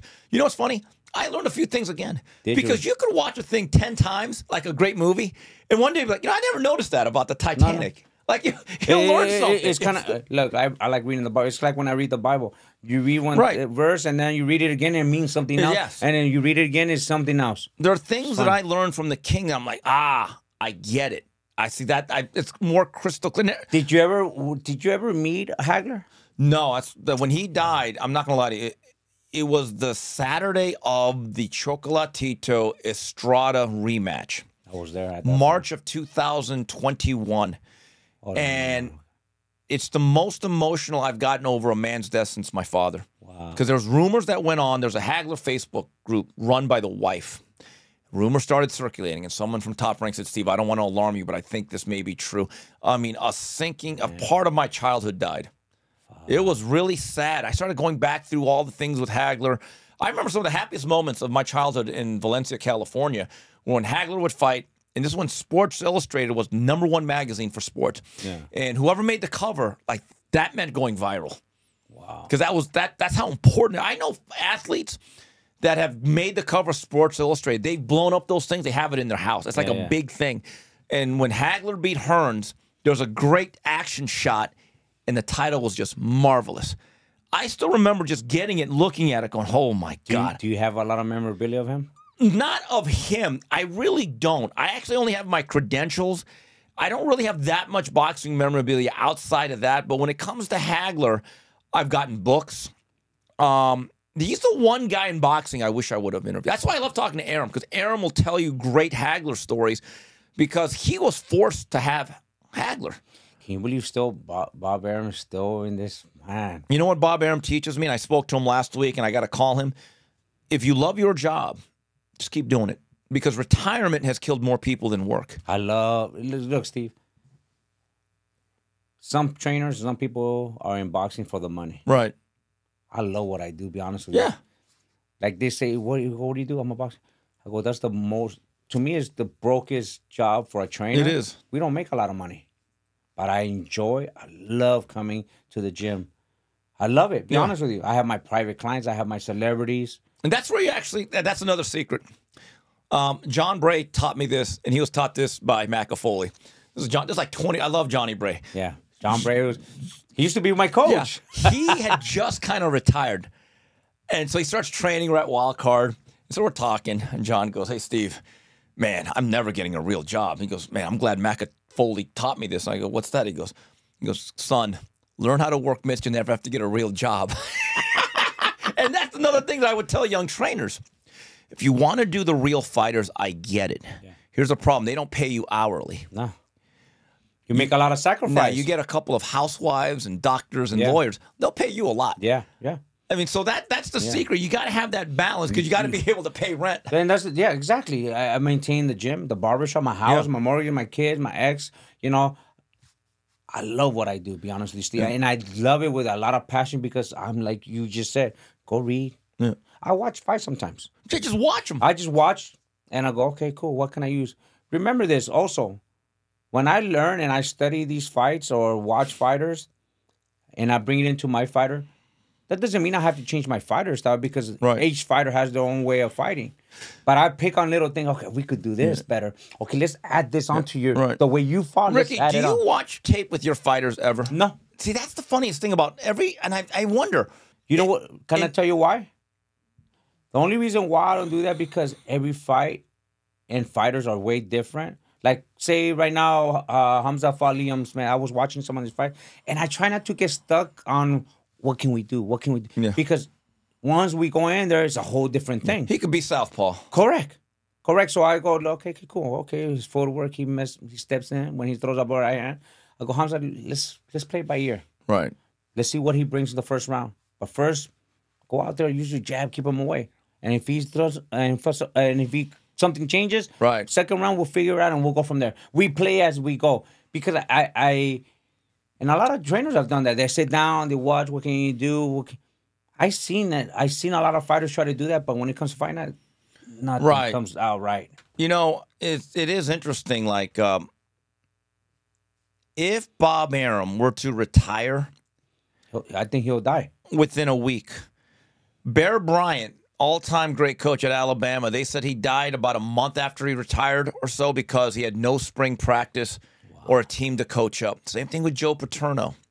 When I called Bob... Who is Joe Paterno? So a lot of people... Penn State head coach for about 30-some-odd years. The one that just... passed about 8-9 years ago. Okay. A lot of controversy at the end, but he was an all-time great coach. When I talked to Bob, it's the funniest thing. I could tell within 2 seconds, keep it long or keep it short. But when he's like, hey, Steve. Okay. Or, hey, Steve. Okay, keep it short. Yeah. Keep it short. But you know already. The funny thing about Bob is, it's amazing his recall. And this is the professionalism of Bob. If he's at hey, Steve, I'm at a doctor's appointment. I'll call you back. He has never not called me back. He always calls what he says. Right. Or if I remember one time I called him in like mid-December because he always went back for Manny Pacquiao's birthday when he was with this like about 10 years ago. And I didn't know this, but I say, Bob, Steve Kim, call me back. So he doesn't call me back for a day or two. So then a couple days later, Steve, it's Bob. I go, Bob, what happened? Oh, I just got back from the Philippines. It was, man. And I was like, I go, fuck, man, Bob is a pro. Because I don't know if I would have called me back about Bob there. But we would talk. He remembers. He has that, like, he's old school. Right. And so Bob has cussed me out a few times. It's great. It's actually kind of like a badge of honor. But that's how you know, like, Bob shows you that if you have a passion in life, don't give it up. I used to see Bob when we used to go to the office a lot because Dan was vice president of Top Rank. And we'll go in the office and, hey, Bob, how are you? Hey, Ricky, how are you? But if I see him now, he won't fucking remember me. You know, the thing that I love about Bob is he gets excited for these young kids. Like, that's to this day. He loves the development. Yeah. He actually has said in interviews, to see a young man grow, and this is the professionalism of Bob, right? And I tell this to Eric that Oscar's got to be at the fights earlier. I'll watch these things on ESPN Plus, the undercard before ESPN, so it's like 3:30. Yeah. And you know, you'll always see camera side with no one else. Derek Harmon, his bodyguard chauffeur. I love Derek. You know, Derek used to. We went to Germany. I was in Germany with Derek. We flew out. Great guy. When he was sparring Michael Nunn, when he was sparring Rocky Johnny. The funniest, the coolest dude. He's a great guy. And so it's him and Bob. There's no one else there except the commissioners and the referee. And Bob must have like an iron bladder. He never moves. I take 5 pisses. He's just there the whole time. And I asked him one time. He's like this. Yeah. And he's watching intently. Imagine if you're a young 4-round kid to have that guy watching be there. Not only the pressure, but you're thinking, hey, this guy gives a shit. And he told me one time, he goes, as the leader, if I tell a kid I'm going to develop and be with you, I just can't show up when you're a 10-round fighter. And so and I think Top Rank, that's where they're really good at the development stage. Yeah. And I think with Oscar being Oscar De La Hoya, he would make such an impression on these young kids if he would just be there. Yeah. Eddie Hearn's there. I give Eddie a lot of credit. I mean, Eddie had a lot of things to do, and he's been there 2:30, 3 o'clock watching 4-rounders, and I'm like, Eddie, you're a pro. I give him a lot of credit for that. But if you're Oscar and you're a Hall of Fame fighter watching some kid, imagine the type of hold and the loyalty you could foster if you do that. Those little things matter. You know who does that? And I don't know you... Tom Brown. Tom Brown? No, Tom's a real pro. Tom Brown, you know, he's one of the best matchmakers. Tom is a boxing guy. Oh, yeah. Tom is a boxing guy, and that's why, to me, it's like, look, there used to be a time I'd be there for every fight. As I've gotten a little bit more cynical and older, I get there a little bit closer to the television. But every once in a while, there's a young kid that I think, like, I'm going to be there. Like a couple weeks ago, there's a kid out of Cleveland, Ohio, that I think is going to be a star if he can take Abdullah Mason I keep hearing that. Is he that good? Oh, he's only 19 years old. He's Really? a very nice young kid. Dad has raised him well. There's a little bit of Super Judah, a little bit of Shakur Stevenson. I mean, he runs into punches once in a while. He's like a sports car without brakes. But it just goes. But I'm just telling you, you look at the tools. I remember. I'm sure he's going to perfect that. When Top Rank first signed him, someone at Top Rank said, "Steve, this kid, we're going to announce it. That's one of the special ones." I said, "What?" He goes, "James Prince thinks this could be the best young guy." And that's James Prince for fighter? Yeah. Wow. Well, yeah. Well, if James Prince sees something, he doesn't waste his money. This is what you're in the boxing game for a long time. So when you see these promoters, what do you think they're looking for when they see a young star, a 4-rounder? What are they looking for? What's that specialty? Well, I think one thing what they look for is the art of doing this is you got to be able to project 5 to 10 years ahead. Because look, we've seen a lot of amateurs, they peak at age 17. Yeah. A lot of Cubans, right? They're good with the headgear, the big gloves, 3-round fights. But when it comes to pro? But you have to understand, can this guy not only fight as a pro, what's his upside? So that's why age is important. Because you're going to handle a 27-year-old fighter a lot differently than a 17-year-old. Correct. You know, so when you get like these guys like Igis Klimas, has a lot of guys from Eastern Europe, he's on the fast track. He gave me one of the greatest quotes ever about Lomachenko, because when they wanted to fight right off the bat for a title. And this is when I first met Egis. It was very intimidating because I didn't know what a nice guy he was. And I go, "Come on, man, you guys aren't right." And he proved you wrong. And he said, "Look," I want to tell you something." I'm like, "Yeah, what's up?" He goes, "We have a saying in our country." I go, "What's that?" He goes, "If you can't fight today, you can't fight tomorrow." I was like, but with Loma, it was different. I mean, Loma was like ready to be a 10-round fighter. But what you look for is a lot of variables. How does he look? This is going to be uncomfortable. What race or nationality is he? Correct. Because that matters. Because if you're a Mexican or a Puerto Rican, it's a lot easier than, let's say, if you're Salvadorian. Yeah. Right? Or Teofimo is Honduran. For as good as he is, there's not a lot of Hondurans. Also, how much can you grow? Yeah. Because, unfortunately, if you're a 105-pounder, you're limited options. Like one of the best fighters I've ever seen and one of my personal favorites, Mark Too Sharp Johnson. Oh. It's really too bad he wasn't 30 pounds because I think he's one of the very best. He was sharp. Man, sharp is sharp. I mean, so all of those things come into play. Carl Moretti said, "Steve, every week or so, we'll actually get together. And when we go to these amateur tournaments or we see kids that are available, we actually have these discussions." What? Yeah, they'll have a room like, "Nah, we like this guy. Nah, this guy's a little young," or "this guy's father's an asshole." Yeah. Like they have those discussions. So it's like what when you're observing, what is it you? Number one, are you good fundamentally? Yeah. It's like in baseball. I played baseball my whole life. I can immediately tell when guys are warming up. I'm like, "Oh, you could just by the way they look at me." There are certain guys that look so good in their uniform, and it's the first time I saw them swing a bat, I said, "That guy can play." You think that the Asian guy they brought from Japan, both of them? You think both of them are going to be? Yeah, they've already proven it. They're not prospects anymore, especially Shohei. That dude's a beast, right? But are you a fan of them? I'm not a baseball guy anymore, but I mean boxing. Yeah, plus. You know, people have to understand with Asians, Japanese, Korean, China, we've had our rivalries. I'm not in America. We don't give a shit. That's all for the old country. That's like 50 years ago. Correct. But when I look at a young boxer, number one is, do you have good fundamentals?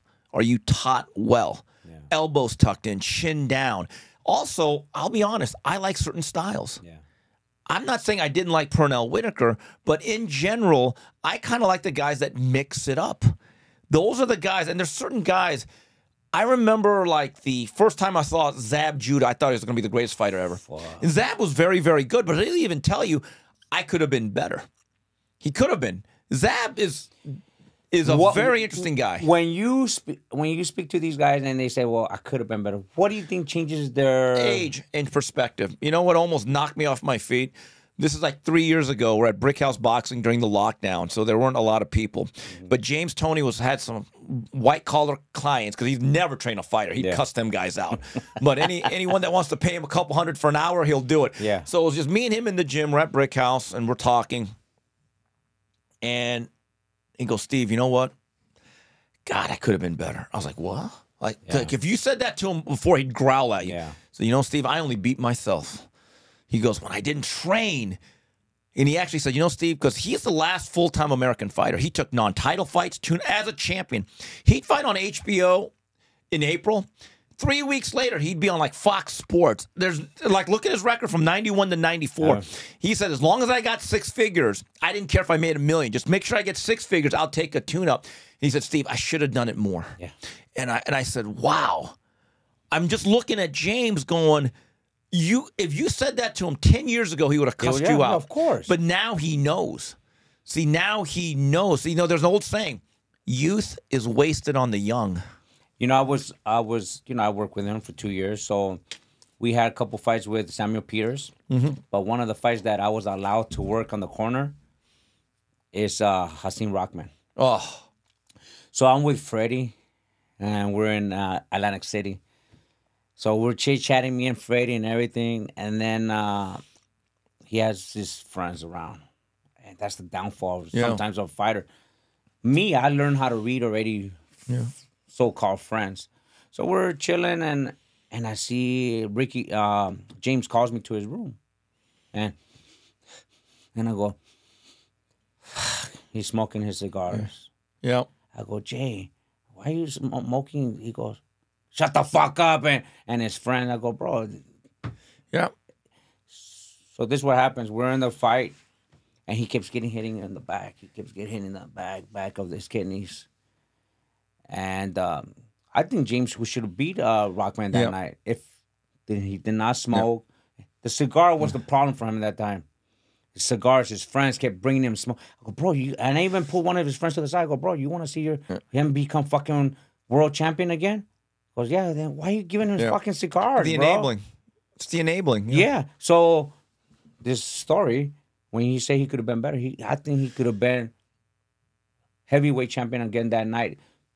Talking about that, boom, after the fight, we get to the airport, and then we're in the airplane. I hear this big people. James Toney fainted in the airplane because he got hit so much in the kidneys, and he was dehydrated.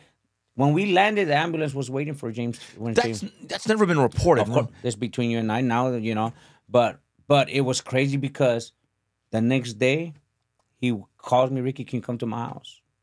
And true story, you could talk to him and ask him. He goes, thank you, Ricky, for being there. I go, there's nobody else around, James. This is what I've been through my whole life with these fighters, with Gabriel. I remember Gabriel when he fought Gotti. We flew out to, he has friends. He had that fight. Man, it was a good fight. He had fighting. That was on the Galata Lennox Lewis undercard, 1998, October. Yep. Great fight.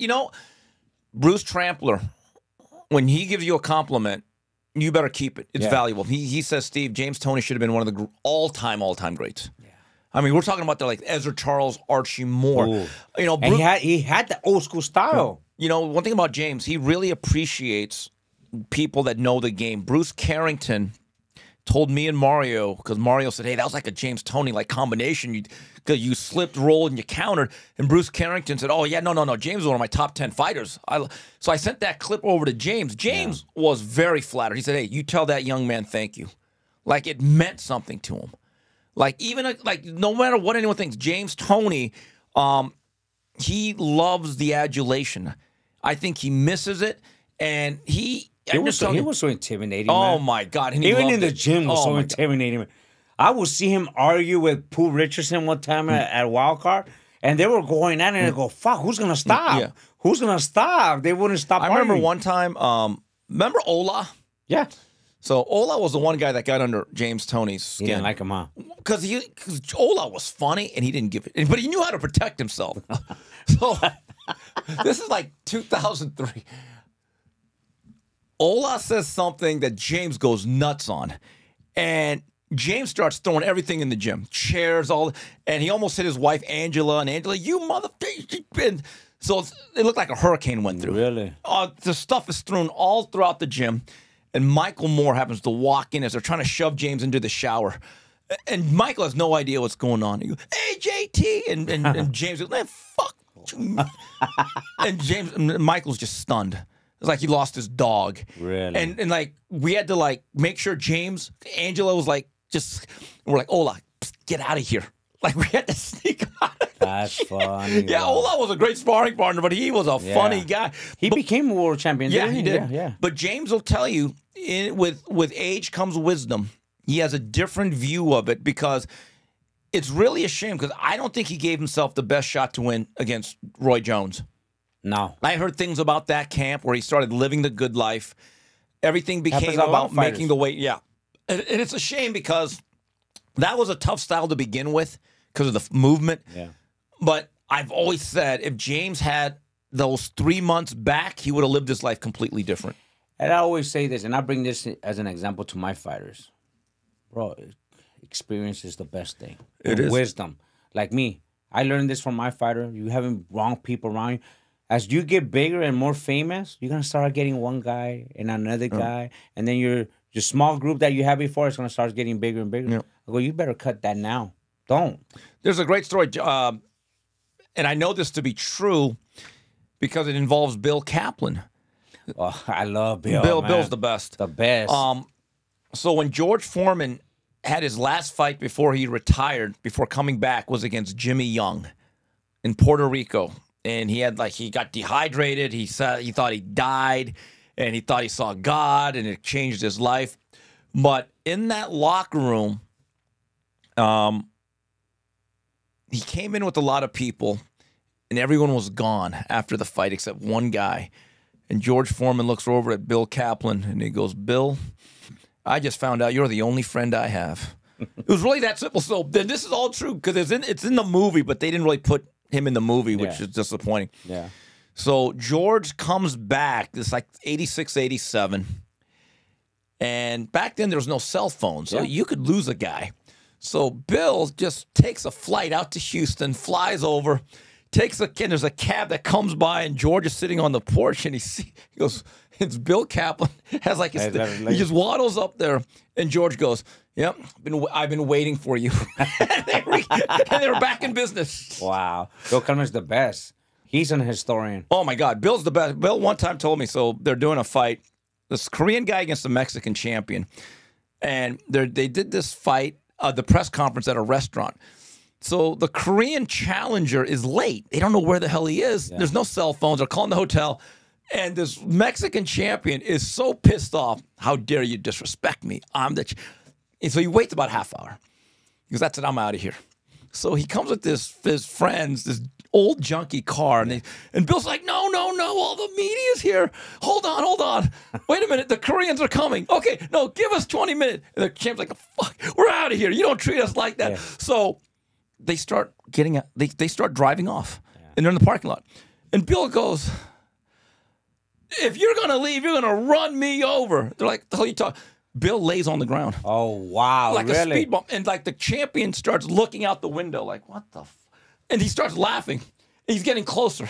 And Bill's like, "I'm just telling you, you're going to have to run over my dead body." Wow. And the champ goes, "Okay, stop. He goes, "If you're willing to get run over for this press conference, I will stay." And the Korean guy showed up 5 minutes later. Wow. See, that's old school boxing. Yeah. That's when people were committed to the game. Yeah. You know, it was myself, Joe, Michael Nunn, Derek Hartman, Gabriel Raphael, and Jeremy Williams, and Bill Kaplan. Oh. So we're in Germany. We're fighting Rocky Johnny. And I still have footage. I used to carry my camera back in the days. I was my own YouTuber back then, carrying, "Hello, my friend." Every time you see Bill, "Where's that from, Bill?" "Hello, my friend." So we became friends, and one day, it was after the fight. The fight didn't happen because Johnny was sick. And Bill Kaplan and myself were sitting down, and there were some goons from the other side. And Elon, I don't know if you remember. Elon Heim, I remember him. So Elon Heim was there, and he had his Jewish chain and a big chain of Jeremy Williams. So Bill Kaplan, myself, Jeremy, and then Elon comes running. Oh, man, because they were Michael Nunn's guys were kind of punked him. And he got on a scuffle and took the chain off of Elon. And he comes running, crying to Jeremy, "They took my chain off." And Bill Kaplan goes, "What are you going to do?"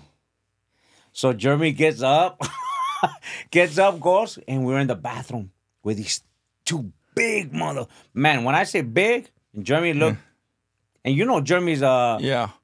badass heavyweight at that time with no chin. Right. And we go in the bathroom, and Nila, look what you fucking started. Bill Cutler goes, look what you just started. After Bill told, what are you gonna do? Jeremy knocks these guys out. Boom, boom, boom, boom, boom. And he gets his fucking chain back. And he goes back to sit down with Bill and myself. It's just like nothing happened. He goes, that's what I did. That's boxing. That's the greatest. But Bill Clapton is the best, man. The best. He has seen it all. Yeah. He like he'll tell you stories. He was at the first fight at the LA Sports Arena. That's no longer around. Wow. Yeah. Yeah, Bill has some of the funniest stories, but he really is one of the trusted people in the inner circle of George Foreman. And I was very disappointed last year. I remember coming home from the theater. I called Bill. I said, Bill, where were you in this movie? Yeah. And they offered him a role, but it didn't work out. But the movie felt a little bit incomplete. But those are the characters. But people that don't know boxing don't know they that. wouldn't have known it. Yeah, you're right. But I mean, and that's the whole thing. I mean, boxing to me is it'll always be a part of my career, I think, no matter what I say. Because I put so many years into it. Yeah. You know, and people say, do you want to talk about other things? Not really. I mean, the general sports, the nostalgia, I will. But if people said, Steve, you can cover the NFL right now, I'd be like, pass. It's not my thing.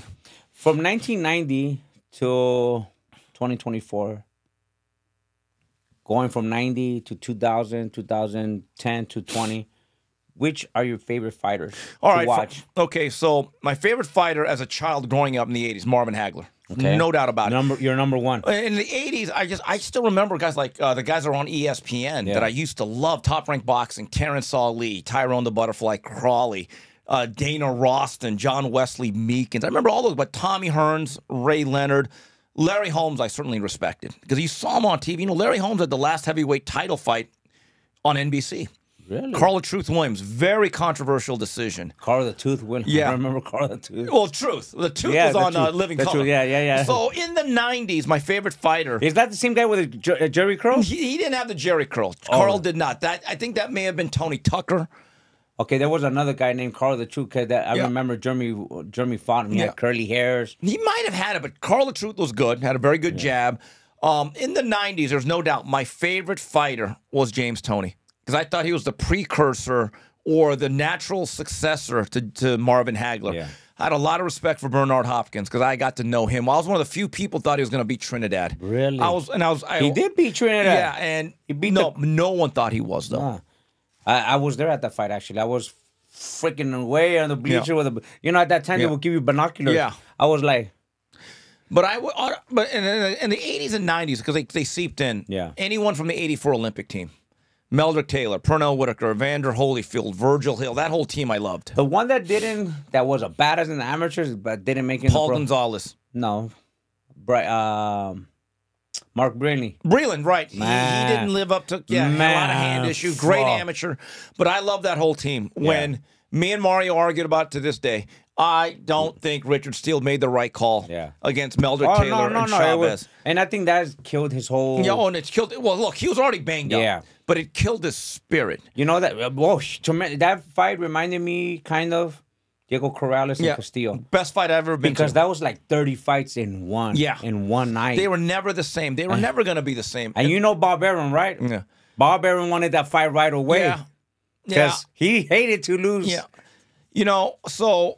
That's funny you say that because Jose Luis Castillo, I had a great relationship with him. Yeah, he was cool guy. Did some of my favorite interviews with a man that's no longer with us. I think is the best translator ever, Ricardo Jimenez. Oh. God bless Ricardo Jimenez. He was great. Mr. La Pignon, and then Bob Arum hired him.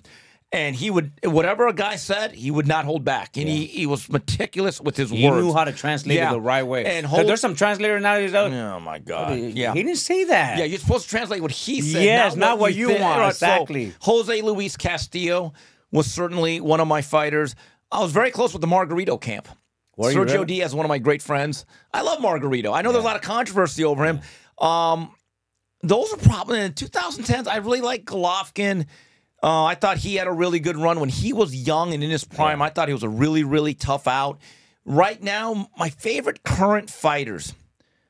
I tell you a guy that I like and I want to see him get Jaron Boots Ennis. Ooh, he's bad. You know what's funny? When you guys faced him with Lipinets, Jonathan Wally, one of your trainers, he didn't really know who he was. And I said to him and Joe, you're in trouble. I said, hey, this guy's good. And I'll remember when I was at ESPN, they had me do a top 25 fighters under the age of 25, and they wanted me to ask people who your top. So I helped Joe with his list. So Joe had a list, and he put Jaron like really low. I said, Joe, I think Jaron. Watch this on Jaron. So Joe calls me a day. He goes, Steve, put that Boots guy like number 1.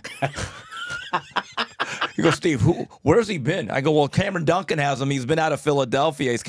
He goes, Steve, that guy is going to be tough.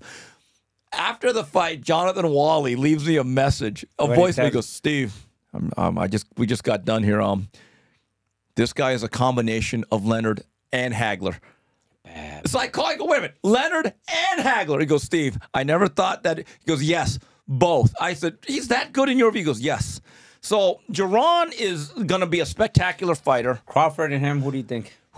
I would still favor Crawford, but Crawford's a guy I respect. That guy could fight in any era. In a way, is a guy that could fight in any era. I like him. Bam Rodriguez, I think, is a really good young fighter. Bruce Carrington, I just like personally, and I think he can really fight. Okay. Watch him at featherweight. He's going to be a good fighter. Who are some of my other fighters of the past that I've missed out on? Floyd. Do you like Floyd? Not really, but I don't hate him either. Yeah, okay. Like Pacquiao, I had a good run with Pacquiao. Let me just tell you, I was lucky enough to get some of the footage no one else can get. Me and Brian Hardy and Max Boxing. Really? Before anyone knew who he was. Do you know that Joe was going to train? What happened? The story is that what I know so far is that he was introduced to Tom Brown, right? Who was the matchmaker through Samson. Through Samson, and I think Joe was requiring something, and he didn't end up taking it, and they took him to Freddie. Wow! But I always say, Manny would have become what he was with Freddie if he came with Joe? Yeah, you don't know. You never know. But Freddie did an amazing, great job with him. I look up to Freddie. Yeah. I like what he did with Manny and other fighters. You know, a fighter that I really respect, and I'm biased because I really like him as a person and we're great. Tim Bradley. Tim Bradley had wars. I mean, and Tim Bradley unified titles. He had this fight against Provodnikov, one of the best 5 I've ever seen. I mean, honestly. Or, okay, another fighters that I really like from the 90s to 2000, and I'm biased because I was there from the very last run of Forum Boxing. So anyone from Mark Too Sharp Johnson, who's absolutely one of my top 10 favorites regardless. How about Kevin Kelly? Love Kevin Kelly. Flushing Flash, another guy. But the Marquez brothers. Ooh, both. Barrera. Love them. Israel Vasquez, right. It was Frank Espinoza. Yeah. And then the Vasquez-Marquez third fight, one of the top 5 fights ever. And going back to Too Sharp, the greatest compliment or honor that I've ever gotten as a writer happened when Mark Johnson, this is about 7-8 years ago, calls me and he said, Steve, can you do me a favor? And he goes, can you write an article saying why I should be in the Hall of Fame? Because he's one of those guys that was kind of like, because he's a flyweight, didn't make the big money, and he wasn't on like the Superfly series, so you had to be a hardcore fan to know who he was. And I said, Mark, here's what I'm going to do. I'm going to write the truth. I think you actually deserve it. I'm going to state the case why, but I'm not just writing it to write it. I'm writing it because I believe it. If I didn't believe it, it'd be a very awkward conversation. Yeah. So I wrote an article saying, hey, if I had a vote, because I didn't at that time, this is why. He said, Steve, if I make it in there, man, I'm going to give you a call because you're helping me make this happen. So a couple months go by. All of a sudden, I get a call. And he goes, Kim. I go, what's up? I'm in. Thank you. He goes, you helped. He called 2 guys, and hit me and Lem Satterfield. Okay. Lem was his Baltimore Sun guy. He was in that Beltway area. And it was a great honor for a guy like him who's often forgotten about. He was a black flyweight fighting for Forum Boxing. Then he went to Kushner. This means everything to him because he wasn't Mexican, so he was never going to get the accolades of a Tapia, Chiquita, Johnny Tapia, or a Ricardo Lopez. Yeah. So he was kind of like literally the black sheep of the flyweight division. I once called him the Jackie Robinson of flyweights. He's the first black flyweight in over 100 years. Really? He did something I've never forgotten. He fought Alejandro Montiel of the Montiel fighting family. Wow, that was a big family. Yeah. This thing was his last fight at the Forum. He had already put in 5-6 title defenses, and he was already, I had him in my top 3 pound for pound. I thought he was that good in 97, 98. Montiel kept nailing him with like intentional fouls, low blows. It got really dirty. Kind of like a Riddick Bowe and Galata. And the crowd was heavily pro-Mexican. It got a little tense in there because you know who they're going for. Oh, yeah. Things were probably said that people aren't going to admit. And the 12th round comes, and you could look this up because I've tweeted it a few times. He decides to taunt Montiel by putting his hands by his side, standing right in front of him, saying, "Hit me, mother." Montiel missed 50 punches. Wow. He just slipped every punch. He was dancing, popping, and locking. I was like, oh my! And even the Mexicans were like, oh, they gave him a standing ovation. Like they kind of applauded. And I've always said, I never saw Willie Pep win a round without throwing a punch, but I saw that. It's amazing what he did. He took a pro fighter, stood right in front of him, and he said, "Hit me." He could not do it. And when I look at Too Sharp, it's really a shame that the networks have like this glass ceiling for the lower weights. Yeah. You know, when Tom Loeffler created the Superfly series, he opened doors for everybody. A lot of people, including Chocolatito, should thank Tom Loeffler because that was his vision. And Chocolatito's great regardless. But a guy like Bam Rodriguez, he's reaping the rewards. He's special, That's a great guy. Another fighter, a young fighter I like, Raymond Murataya. Watch him. Really? Ooh, hard. This guy hits clean. This is a lightweight that I'm just telling you, if it was maybe Shakur. Who trains him? Robert Garcia. Really? Ask Robert about Murataya. He's the type of guy, he has to be a mandatory. There's no champion saying, I'll voluntarily fight you. None. None at all. And I like Hamza. Thank you. I think he's a guy. He even got Mario's attention. Really? Yeah, because I have to sometimes tell Mario, if it's not on like TV, like right there, I said Mario. And he's like, oh. And Mario moved around with And Mario's like, wait, that's Ricky's guy. And I said, oh, yeah. I go, fuck, Mario, damn. Oh, Steve, your platforms, your audience right here, my new platform here, where do they follow you? How can they listen to you on Snack, talk about Snack, talk about Witlock, and your 3 knockdown rule? Yeah, the 3 knockdown rules with Mario Lopez, so that's pretty easy to find, and we tweet that a lot. And if I'm on Twitter, it's Steve Kim 323. Shout out to East LA. Orale. So it's Steve Kim 323, and my Instagram is Steve Orale Kim. Orale. Yeah, because there was a lot of Steve Kims when I tried to get the name. Because every time I see Mario say Orale. Orale. There was like 88 Steve Kims. I had to throw something in there. And a couple times a week, I'm on the show. You can find it at YouTube and the Blaze Network. Fearless with Jason Witlock. Jason Witlock. And I'm usually on there at least 2-3 times a week. Okay. And then the 3 knockdown rule, you can find it on YouTube. The number 3 knockdown rule. And then also snack.com. And you read all my stuff. It's K9's Corner, where I basically piss people off with the things that I say. K9. When you say K9, what is K9? All right. So K9 is a nickname that my friend. So when I first met Elon Heim, him and his brother were part of the radio show with Dave Smith. I was an avid listener. Are you really? So I ended up interning for them. Oh, wow. Because I was like their most loyal caller. I became the Cal Ripken of callers. It became a thing like, where the hell is Steve from Hollywood? And they finally, one day Elon said, hey, if you want to get into this business, come to the station. Why don't you intern for us? It was the summer of 95. That's how I began. Without them. You know Joey? Oh, I know Joey very well. Yeah. Joey is amazing. So one time, I think this is 1996, 97, there was a movie theater here where Best Buy is on Van Nuys Boulevard. There was a theater there. And Joey goes, come on. We're going to go inside the movies. It was just him and I. We were cool friends. He goes, look, bro. So he gets up into the window. He goes, yeah, we have 2 tickets from Disneyland. My name is Joey Heim. He goes, well, there's nothing here. He goes, well, you better check because I'm from Disneyland. I work for them, and they have 2 tickets for me. And somehow, well, we're sorry. Well, you know what? We're going to comp you 2 tickets. That guy knew how to. He was a hustler. Yeah, and so. And he knows how to talk. Yeah, no, he's slick. And so I was on that show, and so one day my friend, they would read messages on the air. And that show was very, very politically incorrect. It was funny. So they knew I was Korean. They used to call me like the dog eater. It was the funniest thing. It was all in good fun. And then finally my friend Hugo Cortez, a high school classmate of mine, I'm still very close to them. Mexican? He's Mexican.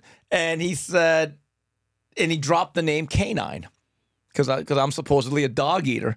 And that's where Canine Kim came in. So like I myself, I go, Canine, what is fucking... Yeah, I thought it had something to do with snacks. Or the police dogs. Yeah, the Canine, of course. So the funny thing is, like, literally for years, Joey and Dave and Elon, they never called me Steve or Kim. Canine. It was Canine.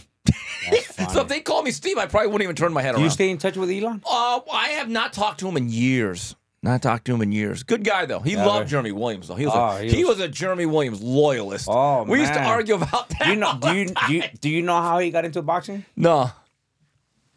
So Elon called me one time, hey, I want to come around the gym, and we're fighting. Actually, Jeremy Williams was fighting Andre Akawande. Oh, that was at Fantasy Springs. Fantasy Springs. So I go, come down, stay in my room. And it's a funny story, Elon. I'm going to tell it right now. I love popping pimples. I pop, but not other people. But Elon comes to my room one day and he goes, fuck, Ricky, look, I have a big bump right here. Yeah. Go to sit down. Go wash my hands, alcohol. And I'm going, fuck, Elon, this is so hard. So I'm pushing it, and boom, pop, it pops in my face. Oh, my God. Oh, it's disgusting. Steve's disgusting. And that's how Elon got introduced coming in. What an indoctrination. God damn. He came and I introduced, he had met Joe and everything. And then he started coming around more. Elon made possible Corrales and Casamero too. I remember writing a story on it. He brought in Corrales. That's one of Joe's greatest moments because he could take yours and beat his and take his and beat yours. Yeah. And he did that. In talking about that, this is, I don't know if it's a jinx for a lot of fighters, but Joe has committed himself to a lot of fighters. That some of these fighters, they're never the same. They once they leave Joe, they lose. Look, Michael Nunn was never the same. Lance Whitaker was never the same. Yeah. Diego Corrales was never the same. Casamayor was never the same. That's what I've said about Joe. I said, Joe, your greatest compliment is if you've gotten guys to very high levels that have never. I remember Lance Whitaker was a really, really good job by Joe. He was a project, though. He needed to be pushed into the ring at times. And then suddenly one day he's stolen away and he became goofy. Yeah. Literally goofy. He is really. Goofi, because there was like a trademark thing. And he fought, I think, Jamil McCline. And I'm thinking to myself, Lance, what are you doing? I was there from the beginning of Lance's career. Yeah. 6'8". Yeah. But he was a guy that needed Joe. There's a theory that I have that you could be a great fighter, but you could only function best with a particular trainer. Yeah. There's no doubt. You have to have that chemistry. Yeah. Like Ann Wolfe, James Kirkland needed Ann Wolfe, whether he wanted to admit it or not. Tommy Hearns was always better with Emmanuel Stewart. Stories that you heard in the past, why do you think these fighters or their managers or their advisors advise their fighter to leave? Oh, money. Money. It's sad, because if it becomes all about a bookkeeping venture, they're like, hey, you're already an established fighter. You could train yourself. And look, this guy wants $100,000. This guy will do it for $25,000. All of a sudden, you're like, oh, we could save $75,000. Stupid, man. It's amazing. This is why Teddy Atlas is so sour. And I've known Teddy for years. I think he is a very principled individual. I have a lot of respect. Teddy wouldn't take it. Teddy was sickened by that whole thing that he has said, we get punished for doing our jobs correctly. Because he said, Steve, if I do my job well and I have a good enough fighter, eventually they will feel like I don't need you. Yeah. That's sad. It happens. It's sad. But then you see the fighters' careers go down, and then they want to go back to the trainer. Right. Was it worth it? You saved 7%. Yeah. Was it worth it? And that's the sad part.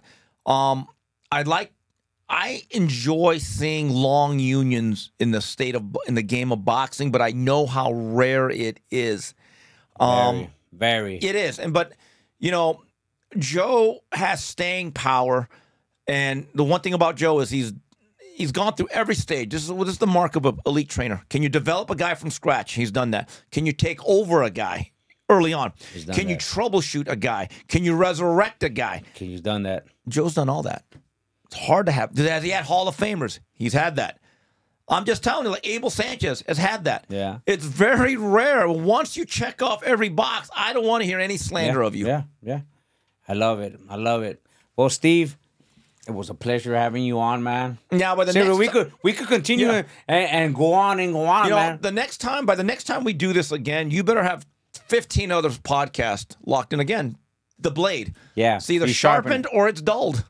There's no in between. No, I'm advice because I'm here. Okay, what kind of questions? Because I wanted to play it as we go. Right.